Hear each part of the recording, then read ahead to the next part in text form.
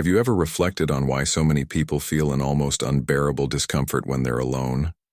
What if I told you that this discomfort isn't just emotional, but a deep reflection of how your brain has been programmed throughout life? Joe Dispenza, a renowned researcher and author, states that loneliness isn't a problem to be solved, but rather an essential state for unlocking the true power of your soul. In this text, we'll explore how brain science, combined with quantum principles, can transform your relationship with yourself, revealing why conscious solitude can be the most powerful tool for reprogramming your mind, freeing yourself from the endless search for external validation, and accessing elevated states of consciousness that shape a new reality. This theme leads us to one of the greatest paradoxes of human existence in the modern world. Thousands of people are desperately searching for relationships, believing that finding the right person will complete them. From early on, we are programmed to think that loneliness is something to be avoided at all costs, a kind of disease, while companionship is seen as the cure. But what if the opposite were true? What if solitude, when practiced consciously, was the key to true fulfillment? Fascinating studies about the brain and consciousness reveal that when we are constantly surrounded by people, connected and seeking external validation, our brain operates in its most limited state. We literally become addicted to other people's energy, dependent on external stimuli to feel complete. This isn't just a philosophical perspective, it's pure neuroscience. Joe Dispenza shows us how to break this cycle and transform solitude into your greatest superpower. The science behind conscious solitude. Let me share something extraordinary that happened in one of our studies. We had a participant, whom we'll call Maria, who for 20 years jumped from one relationship to another, never staying single for more than a few months. "I can't be alone," she told us. "I simply can't handle the silence." Maria's brain had molded itself to seek external validation. Her neural pathways were literally configured for dependency. But here's where it gets interesting. When measuring Maria's brain activity during our meditation workshops, something remarkable happened. After just 3 weeks of practicing conscious solitude, not solitude in the sense of isolation, but intentional and conscious solitude, Maria's brain waves changed dramatically. The constant beta wave activity, that anxious and noisy frequency, began to slow down. Her brain started producing more alpha waves and, later, theta waves, the same patterns we see in advanced meditators. And this is where the science becomes absolutely fascinating. In a state of conscious solitude, the brain releases different combinations of neurotransmitters. Instead of the addictive euphoria of dopamine obtained through external validation, you begin to produce sustainable levels of serotonin and GABA, the chemicals associated with true feelings of contentment and peace. Think about this for a moment. Your brain has the remarkable ability to evolve beyond its primitive need for constant connection. You carry within you the most sophisticated technology in the known universe, right between your ears, but most people never learn to operate it at its maximum potential. Neuroplasticity and brain transformation. When you choose to be alone, truly alone with your consciousness, you initiate a cascade of neurological events that literally reshape your brain. Your prefrontal cortex, the part responsible for higher thinking and emotional regulation, becomes more active. The amygdala, the fear center, begins to calm down. And this isn't theory. We can see these changes in brain scans. But the most important part is that this transformation isn't just about being physically alone, but about learning to be energetically self-sufficient. When you master this, something magical happens. You stop operating from a place of need and start creating from a state of completeness. From the moment we're born, society feeds us a powerful narrative. It's in our movies, music, books, and family conversations. The story goes like this. You're incomplete until you find the right person. This narrative is just cultural programming, literally reconfiguring your brain's neural circuits to create a state of perpetual seeking. Let me explain what happens.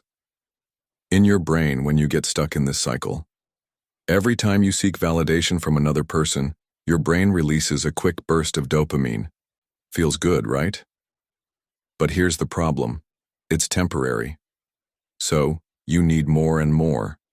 It's exactly the same neural pathway that creates substance addiction. You literally become addicted to the approval, presence, and energy of other people. Michael's example. A brilliant scientist, but dependent on connection. I remember working with a brilliant scientist named Michael. He had 3 PhDs and solved complex quantum equations in his head, but couldn't spend one night alone. Even with all his intellectual understanding, Michael's brain operated with deeply rooted programs. Every time he felt the discomfort of being alone, his sympathetic nervous system was activated, entering fight or flight mode. His cortisol levels would rise, his heart rate would increase, and he would immediately reach for the phone to find someone, anyone, to connect with. When we measured Michael's brain activity in these moments of panic, we saw intense beta wave patterns, the signature of an anxious and searching mind. But here's what's fascinating. These patterns weren't natural. They were learned responses, created by years of social conditioning. Your brain is constantly scanning the environment, looking for cues about what's safe and what's dangerous. And society has programmed us to interpret solitude as danger, triggering the same survival mechanisms our ancestors used to avoid being devoured by predators. But here's the deep truth. This is a false alarm. Quantum completeness. You are already complete.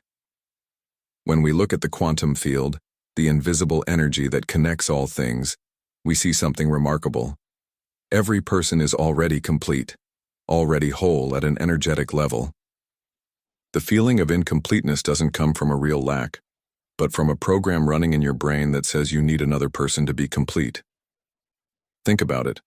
Every cell in your body knows how to maintain perfect balance alone. Your heart beats without external stimulation. Your lungs know exactly when to breathe.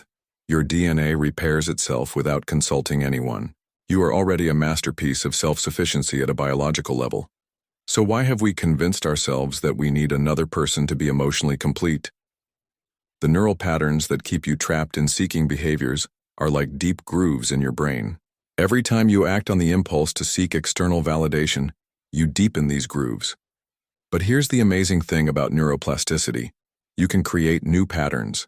You can literally reprogram your brain to find completeness within yourself. This doesn't mean becoming a hermit or rejecting human connections. It's about freeing yourself from the neurological addiction to external validation. It's about recognizing that the deepest relationship you can have is with your own consciousness. The difference between loneliness and conscious solitude. There is a profound difference between being lonely and being powerfully alone. Loneliness happens when you are unconsciously separated from others. But conscious solitude is when you are intentionally present with yourself. And this completely changes your brain's operating system. Let me tell you something remarkable we discovered in our research.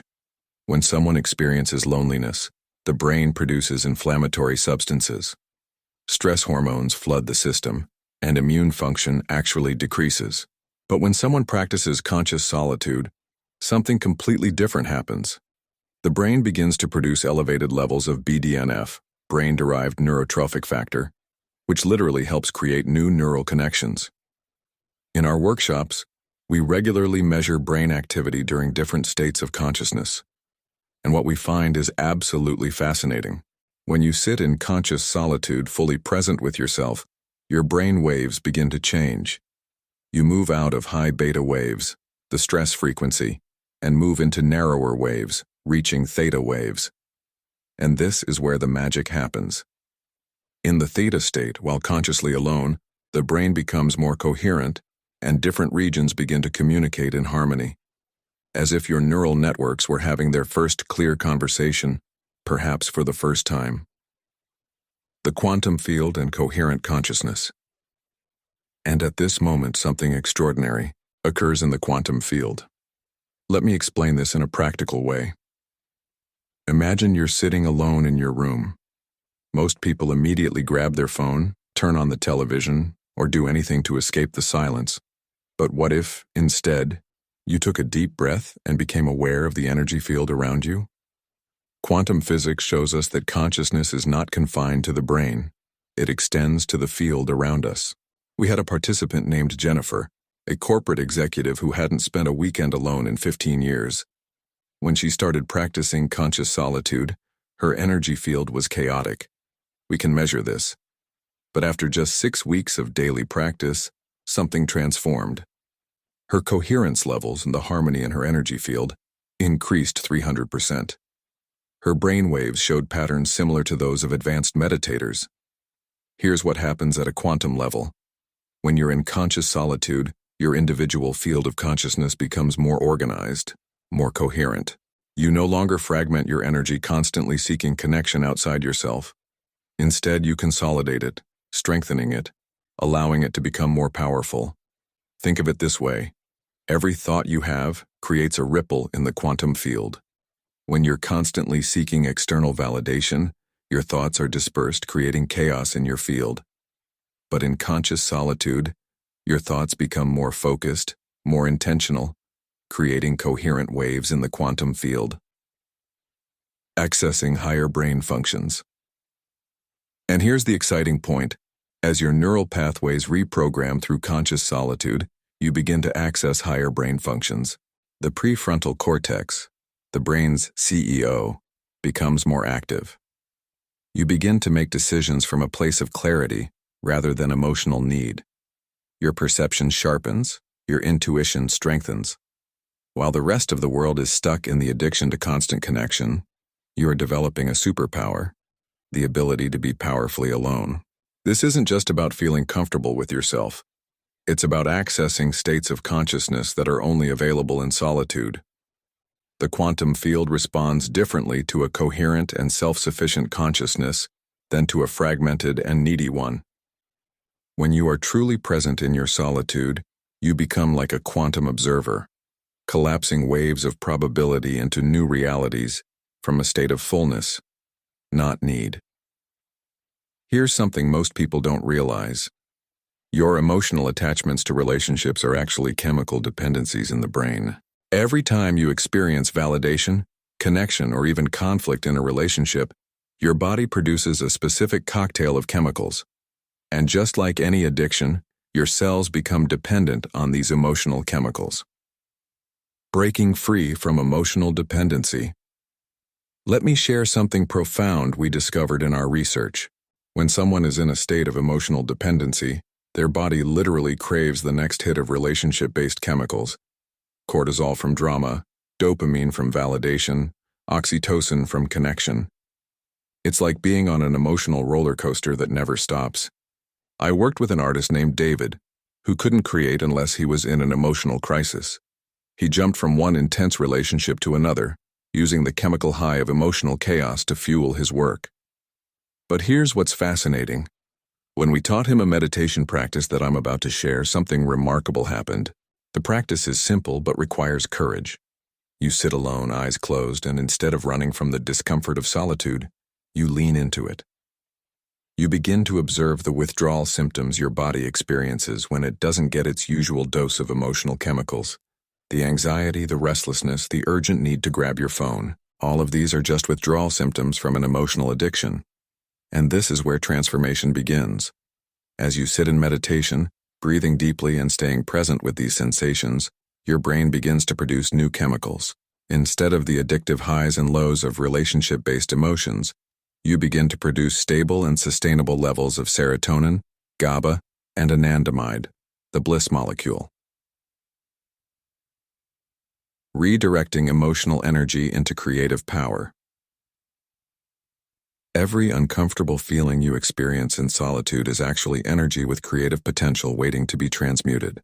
Think about it. All the emotional energy you have, invested in seeking, maintaining, and recovering from relationships, can be redirected into pure creative power. In our advanced workshops, we measure the energy flow of people in this state of emotional liberation, and the readings are extraordinary. When you free yourself from emotional dependency, your body's energy field becomes more coherent and powerful.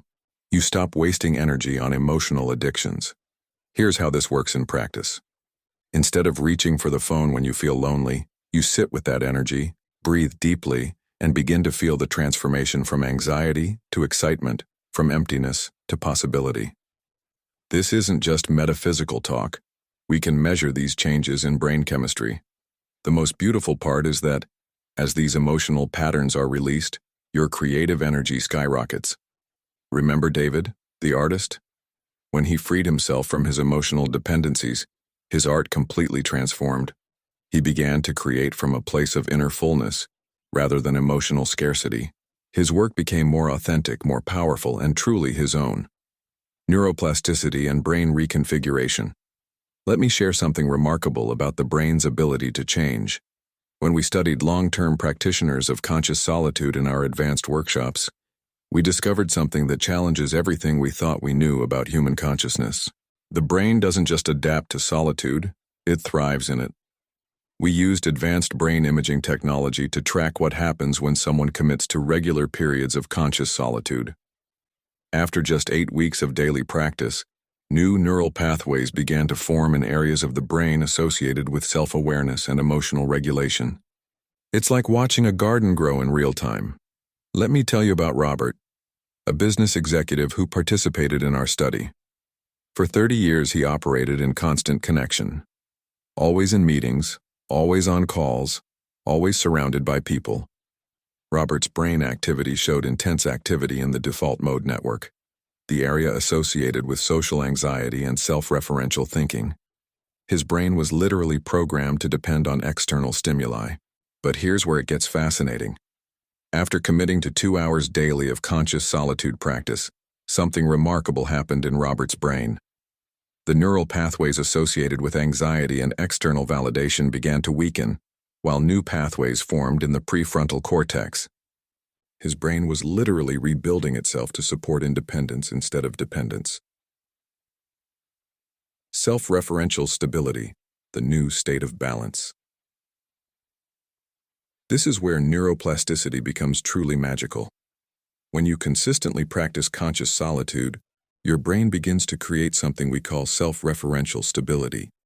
Instead of needing constant external stimuli to feel balanced, your neural networks reorganize to maintain stability internally. It's as if the brain develops its own emotional ecosystem. Measurable changes occur. Increase in gray matter in regions associated with self-awareness, greater activation in the prefrontal cortex, and increased connectivity with the anterior cingulate cortex, which helps regulate emotions. Every time you choose to be with yourself instead of seeking external distractions, you are literally building new neural highways. It's like paving golden paths in your brain that lead to greater self-sufficiency. And here's what's remarkable. These changes become permanent with consistent practice.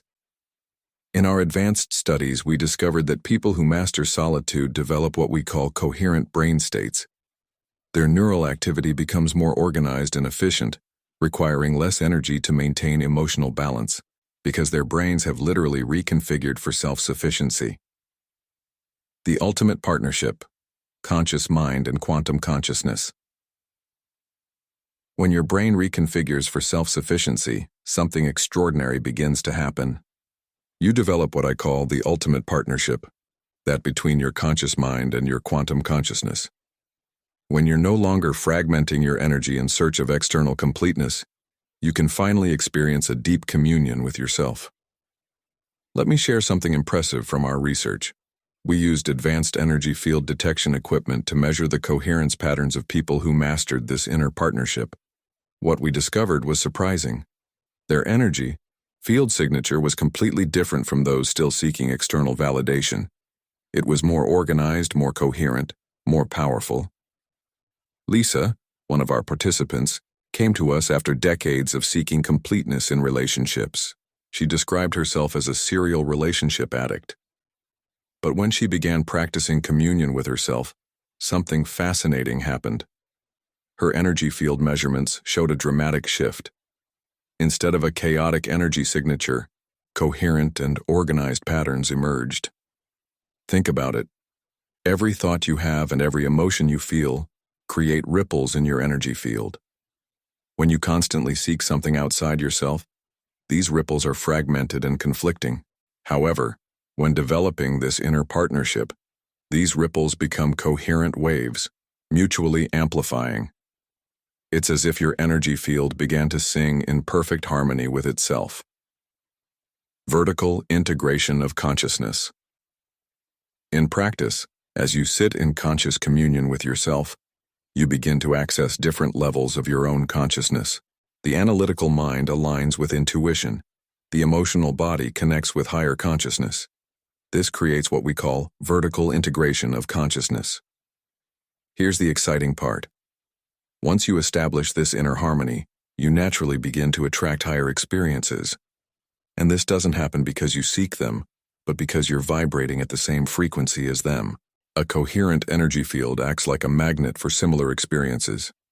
It's pure physics, like attracts like in the quantum field. In our advanced workshops, we documented countless cases of people who experienced spontaneous expansions of consciousness upon reaching this inner partnership. Their meditation experiences deepened, their intuitive abilities expanded, and their creative insights multiplied. All because they stopped seeking outside what could only be found within. Remember Lisa? 6 months after mastering this inner partnership, her life transformed in ways she never imagined. The most interesting thing is that she wasn't seeking these changes. They naturally emerged from her state of inner completeness. Her business thrived, her creative projects,